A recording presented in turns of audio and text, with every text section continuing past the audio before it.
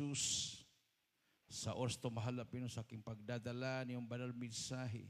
Ikaw, Diyos, magbigay sa akin ng karunungan at maglangis. Buksan mo, mahal na Panginoon, paunawa ang bawat isa narito. Hipuin mo, Diyos, ang kanilang mga puso. Ipaunawa mo sa kanila ang ebanghelyo ng kaligtasan sa ganang akin o kung magagawa. And in the first prayer of our beloved noble evangelist Pastor Rizal Meda, I command demons of unbelief and doubts cast out in our midst in the name of Jesus. Hallelujah, hallelujah. Praise the Lord. Everybody say praise the Lord. Hallelujah, praise the Lord. The highest praise, glory, honor, and majesty belongs only to our dear Jesus. And we give double respect and honor, and we cherish the blessed memories, teachings, preachings of our dearly beloved parents in the Lord, and also great the beloved Almeida family. To my beloved co-workers and co-preachers, sa inyong lahat, minamahal na mga kapatiran, and to our beloved webcast viewers, magandang hapon na po sa lahat.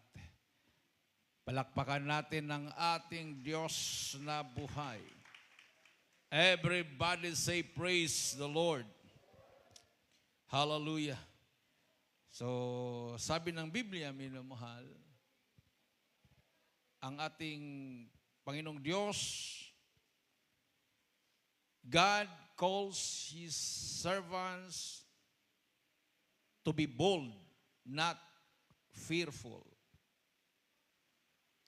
Ang gusto ng mahal na Panginoon ay ang kanyang mga lingkod, ang kanyang mga alagad, ay maging matapang, hindi matakotin.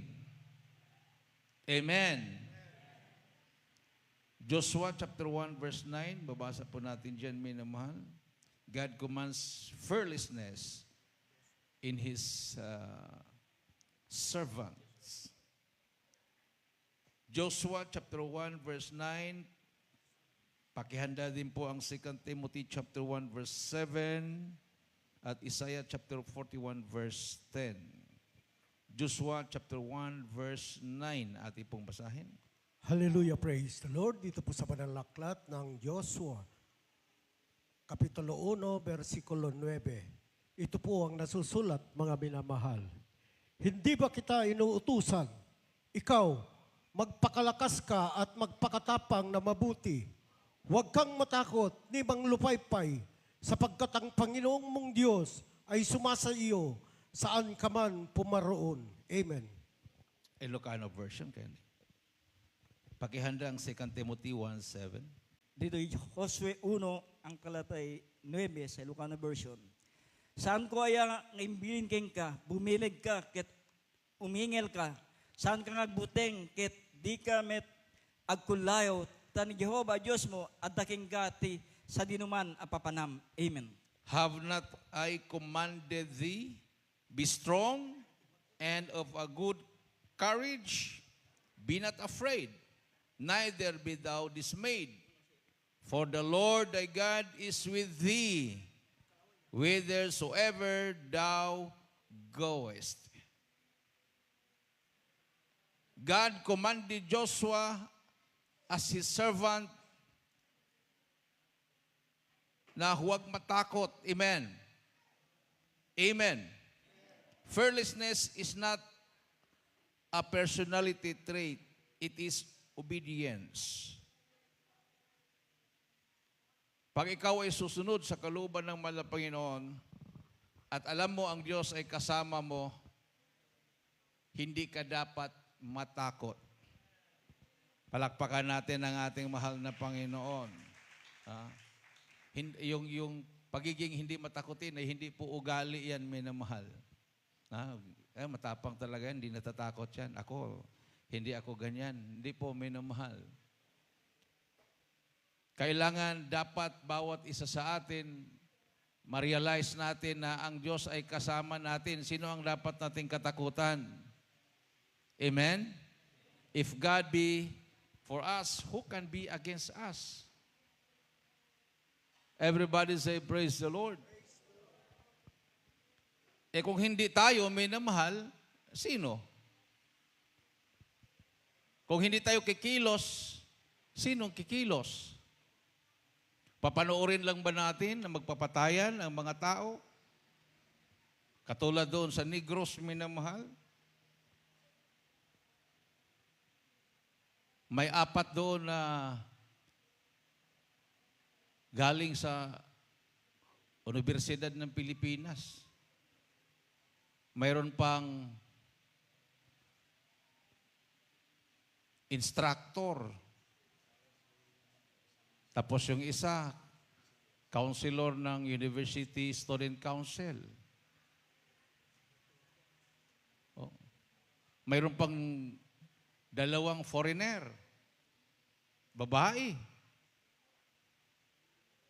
Kasama doon sa 19 na namatay.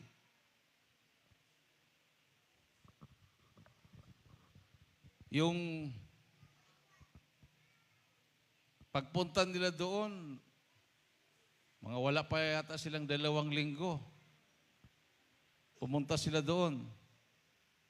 Tapos nagkaroon ng encounter. Damay sila. Pero sabi, hindi daw sila NPA. Kaya lang yung, ayon sa balita, yung kanilang mga katawan, mayroon namang mga nakapulupot na mga lalagyan ng bala. Ibig sabihin, nandoon sila bilang duty siguro nila, kasi mayroon silang tinatawag na tour of duty, relievo, makibuhay sa mga armado sa bundok. Kung matimingan kapag relievo mo nagkaroon ng encounter, di patay. Parang katulad lang din yan mga reservists ng kasundaluhan. No? Mayroong mga reservists, mga doktor, katulad kay Dr. Canciller, reservist yan. So halimbawa kung may call on duty siya at na-timing nga na mayroong encounter, damay siya doon. Kung nandoon siya na-assign sa kabundukan, yun ang call on duty niya bilang reservist, pagsilbihan muna ang kasundaluhan, just in 1 month or 1 week, tapos biglang may encounter, damay siya. So ganun yun, minamahal. Salamat sa Balpern dito sa ating lugar na neutralize na dahil napasok na natin ang halos lahat na mga lugar na influenced by the communists at sila ngayon ay namulat na sa katotohanan. Palakpakan natin ang ating mahal na Panginoon. Everybody say praise the Lord. So yung naatinan ko na pagtitipon doon sa headquarter ng 17th IB, mayroon pong 127 former NPA na nandoon. Sila po ay nag-organize ng isang cooperative, Sambayanan Cagayan Valley Agricultural Cooperative. Nandoon sila, 127.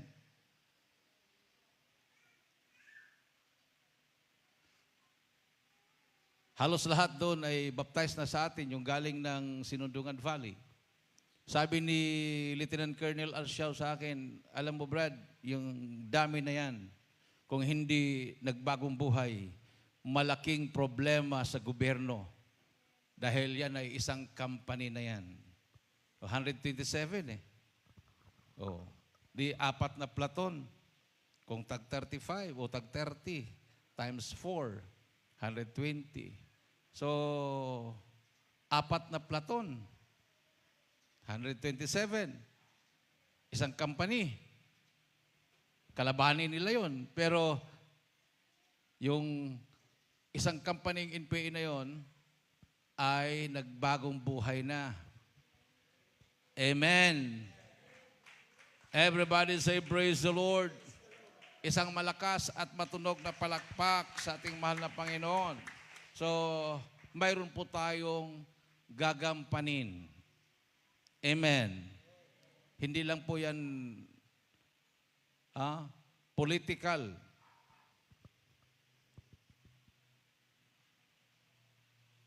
Communism is hindi lang po yan politika. Nagtuturo po sila na walang Diyos. Mayroon pong kaugnayan sa espiritual yan. Amen. Sinasabi nilang walang Diyos. So hindi naman nagtuturo ang politika, hindi naman sila concerned about God. Pero ang komunismo, sinasabi nilang walang Diyos. So pag hindi natin banggain yan, maraming madaya. Amen. Kasi sa eskwelahan, sa mga paaralan, sa mga universidad, mayroon ding tinuturo doon na halos kahawig doon sa komunismo. Yung tinatawag na atheism, yung evolusyon na ang tao ay galing sa unggoy. So ibig sabihin, pag naniniwala ang mga kabataan, lalo na mga scholars, na galing sa unggoy ang tao, ibig sabihin, walang Diyos. Hindi tayo created by God. Madali silang makumbinsi. So kung gusto nating harangan ang mga terorista, dapat hindi ituro sa mga paaralan na ang tao ay galing sa unggoy. Amen? Karamihan pa naman sa mga matatalino, yan ang pinapaniwalaan. Galing daw sila sa unggoy. Sino ba dito ang naniwala na galing ang lolo mo sa unggoy?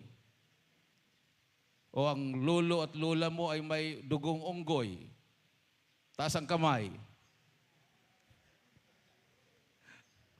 Wala. Amen.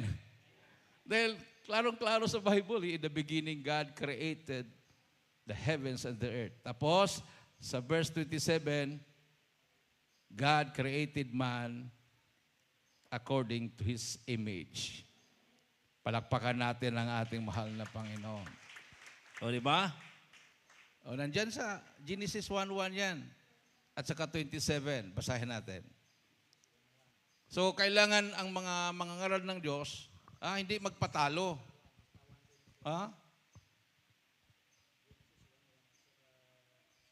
Sila yung matatapang mangaral. Kumbinsihin ang mga tao. Sino naman ang hindi makumbinsi pagpunta nila sa bundok? Galing UP, pagpunta sa bundok, sabihin galing sa unggoy ang tao. Yung mga karamihan sa bundok, hindi nakapag-aaral yun. Kung nakapag-aral man, hanggang high school lang o elementary. O kahit nga, nakapag-college. Sila nga, college, naniniwala eh. Amen. So sabihin na, totoo yan. UP yan eh. Oh. Mahirap na pag ang kasinungalingan, dalhin ng isang taong nakilalang matalino, akala mo totoo. Isabi ng Biblia, mangmang ang naniniwala na walang Diyos. Everybody say, praise the Lord. Basahin po natin ng Genesis 1:1 at 27. Hallelujah, praise the Lord. Dito po sa banal na aklat ng Genesis, Kapitulo 1, versikulo 1. Nang pasimula ay nilikha ng Diyos ang langit at ang lupa. Dito sa 27, ito po ang nasusulat, mga minamahal. At nilalang ng Diyos ang tao ayon sa kanyang sariling larawan. Ayon sa larawan ng Diyos na siya'y nilalang niya sila na lalaki at babae. Amen. Palakpakan natin ang ating mahal na Panginoon. Ilocano version, kindly. Dito Genesis 1:1, talon ng 27. Iti po nga na iti Diyos pinarswana dagiti lang langit ken ti daga. Sa 27, ket ti Diyos pinarswana ti tao akaladawan na metlaeng tiladawan ti Diyos pinarswana ida alalaki ken babae. Amen. In the beginning, God created the heaven and the earth. So God created man in His own image. In the image of God created He him. Male and female created He them. Amen. So nasaan ang unggoy doon? Wala. Ang theory. Theory lang kasi yan eh. Ha? Haka-haka, isip lang. Hindi kasi nila maunawaan talaga ang creation. So, inadapt nila yung theory. Sinakyan naman ng mga komunista. Sabi nga ng kapatid ng papa ko na NPA leader dati, mga 1980s, pag ituro nila na may Diyos, hadlang yon sa kanila. Dahil matakot na silang pumatay. So, mas maganda yung walang Diyos dahil ang buhay ay parang katulad lang din ng aso na walang espiritu, walang kaluluwa. No? Parang ipinganak ka na katulad ng hayop. Pagkatapos mong ipanganak, wala ka ng kaugnayan sa magulang mo. Ganon ang komunista. Sabihin nila na by chance lang na doon siya ang magulang mo. Pero wala ka ng pagkatapos may labas ka at lumaki, magpasya ka sa sarili mo, wala ka ng kaugnayan sa magulang mo. Kung anong pasya mo sarili mo, wala ka ng kaugnayan sa mga kapatid mo. So walang magulang, walang kapatid. Sa kanila, minamahal. Ang tawag sa iyo, kasama o kakadwa. Kakadwa, kahit magulang, kakadwa. No?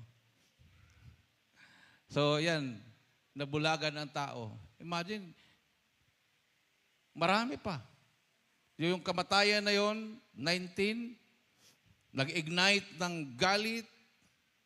So yung 19 na yon, na nawala, papalitan ng baka 19,000. Amen. Yan ang problema ngayon ng gobyerno. Kasi pag once na maraming aakyat sa bundok, mag full time, siyempre walang supply na baril. So ang gagawin nila, mag-ambos. Ambusin nila yung mga pulis, mga sundalo. Atakihin nila yung mga detachment para makaagaw ng baril, para magkaroon sila ng baril. Kung hindi mapigilan yan, magkaroon ng civil war. Dahil sabi nga ng nakausap ko sa Marag Valley, may namahal, hardcore commander ng NPA, mas maraming komunista ngayon kaysa panahon ni Marcos Sr. Dahil ang komunista ngayon, mga reservist, may doktor, may abogado, may engineer, may farmer, may fisherman, pero walang baril. Pero kung sila ay tatawagin, panahon ng civil war, magbitbit na ng baril yan. Makipaggera na yan.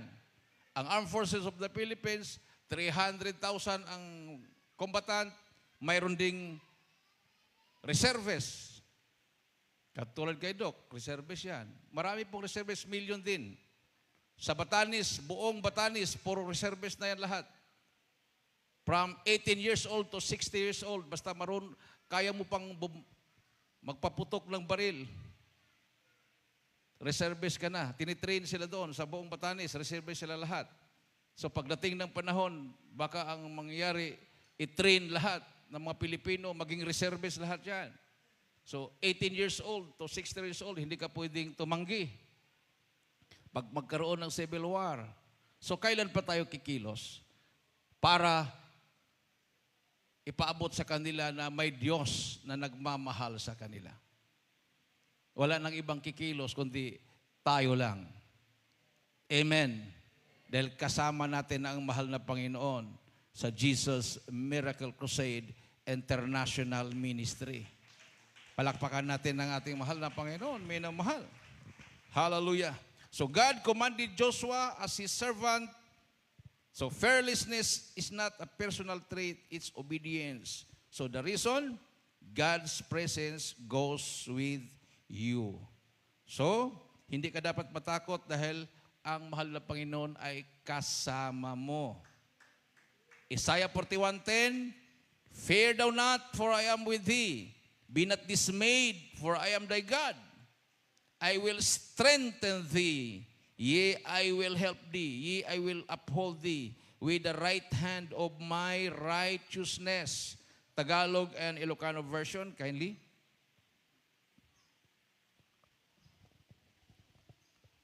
Hallelujah, praise the Lord. Dito po sa panalaklat ng Isaiah, Kapitulo 41, versikulo 10 Hanggang 10. 10. Hallelujah, praise the Lord. Ito po ang nasusulat, mga minamahal. Huwag kang matakot sapagkat ako'y sumasa iyo. Huwag kang manglupaypay sapagkat ako'y iyong Diyos. Aking palalakasin ka, oo. Aking tutulungan ka, oo. Aking alalayan ka ng aking kanang kamay, ng aking katwiran. Amen. Dito Isaiah 41:10 sa Ilocano version. Di kag buteng tadaking ka. Di kag kulayo ta siyak ti Diyos mo. Tapegsaing kanto, wen tulungan kanto, wen tapayang kanto iti akin kanawan nga ima ti kinalintig ko. Amen. God ties fear not to 5 promises. Una, His presence, His deity, His strength, His help, His upholding. So that's the foundation of fearless service. So pag tayo naglilingkod sa mahal na Panginoon, hindi po tayo pwedeng maging duwag. Amen. Saan ba itatapon ang duwag? Saan? Sa dagat-dagatang apoy. Yun yung tinatawag na final judgment. Lake of fire. Kahit yung nasa Hades o impyerno, ay itatapon pa rin sila doon sa dagat-dagatang apoy, no? Pagdating ng panahon. So number 1 na itatapon doon ay ang mga duwag. So ang duwag, pwedeng Kristiyano. Amen. Karamihan sa mga duwag, yung mga hindi mananampalataya dahil dahilan sa kanilang hindi pagpaniwala ay yung kanilang pagkaduwag.